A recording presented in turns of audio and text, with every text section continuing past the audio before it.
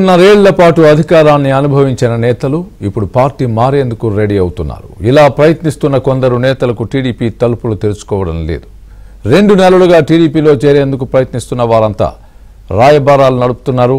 అయితే ఇప్పటికే ఇన్ఛార్జీలుగా ఉన్న అభ్యర్థుల్ని కాదని కొత్త వారిని తీసుకోవడం మంచిది కాదని టీడీపీ హైకమాండ్ నిర్ణయానికి వచ్చింది. టీడీపీ తరపున ఆ నియోజకవర్గాలలో అవసరం ఉంటే మాత్రమే తీసుకోవాలని నిర్ణయించారు. ఇప్పటికే దాదాపుగా వైసీపీకి చెందిన 20 మంది నేతలకు నో చెప్పినట్టు తెలిసింది.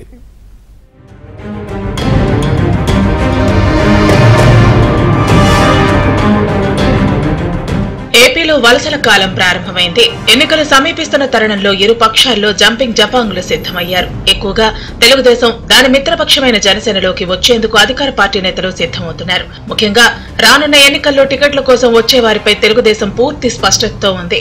అవసరం అనుకుంటే మినహా పైగా వారికి మంచి పేరు ఉంటేనే పార్టీలోకి తీసుకోవాలని టీడీపీ హైకమాండ్ నిర్ణయించింది. అవసరం లేని వారికి వైసీపీలో ఇసుక మట్టి మాఫియాలను నడిపిన వారిని ఎట్టి పరిస్థితుల్లో పార్టీలోకి తీసుకోకూడదని టీడీపీ నిర్ణయించింది. ఈ అంశంపై టీడీపీ జాతీయ ప్రధాన కార్యదర్శి నారా లోకేష్ పూర్తి స్పష్టతతో ఉన్నారు. ఆయనతో టచ్ లోకి వెళ్లిన పలువురు వైసీపీ ఎమ్మెల్యేలకు లోకేష్ నో చెప్పినట్టు తెలిసింది. మరికొంతమంది చంద్రబాబుతో టచ్ లోకి వెళ్లారు. ఆయా నియోజకవర్గాల్లో అవసరం ఉంటే మినహా వారిని తీసుకోవద్దని చంద్రబాబు వద్ద లోకేష్ కూడా వాదించినట్టు తెలిసింది.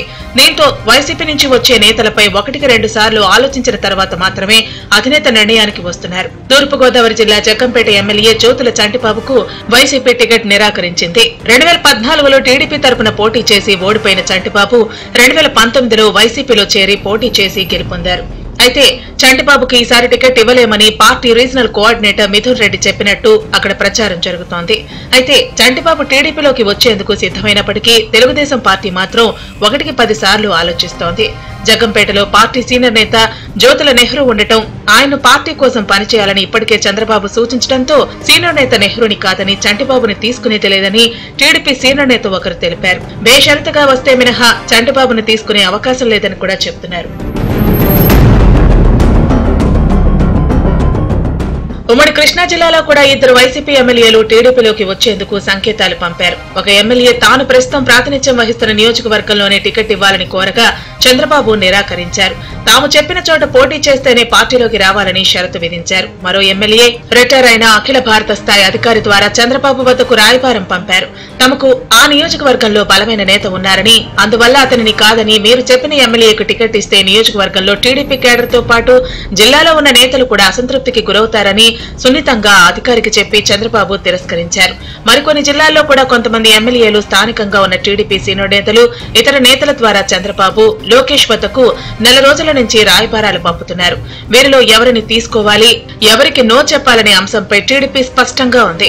అధికార పక్షం నుంచి వలసలను ప్రోత్సహిస్తే పార్టీలో ఇప్పుడు ఉన్న కేడర్ నిరుత్సాహానికి గురవుతారని పార్టీ సీనియర్ నేత ఒకరు విశ్లేషించారు. అందువల్ల తటస్థులు మినహా మరి ఎవరిని కూడా పార్టీలోకి తీసుకోకపోవడమే మంచిదని ఆ నేత చెప్పారు.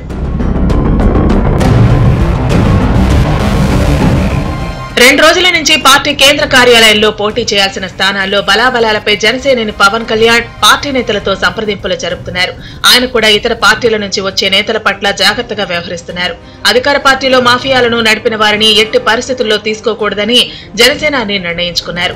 ఉభయ గోదావరి జిల్లాల నుంచి కొంతమంది అధికార పార్టీ నేతలు జనసేన నేతలతో టచ్ లోకి వచ్చారు. కానీ అక్కడి నేతలు వారిని చేర్చుకోవాలని చెబుతున్నప్పటికీ క్షేత్రస్థాయి నుంచి సమాచారం తెప్పించుకున్న తర్వాత మాత్రమే జనసేన అధినాయకత్వం పార్టీ కండువా కప్పేందుకు సిద్ధమవ్వాలని నిర్ణయించింది.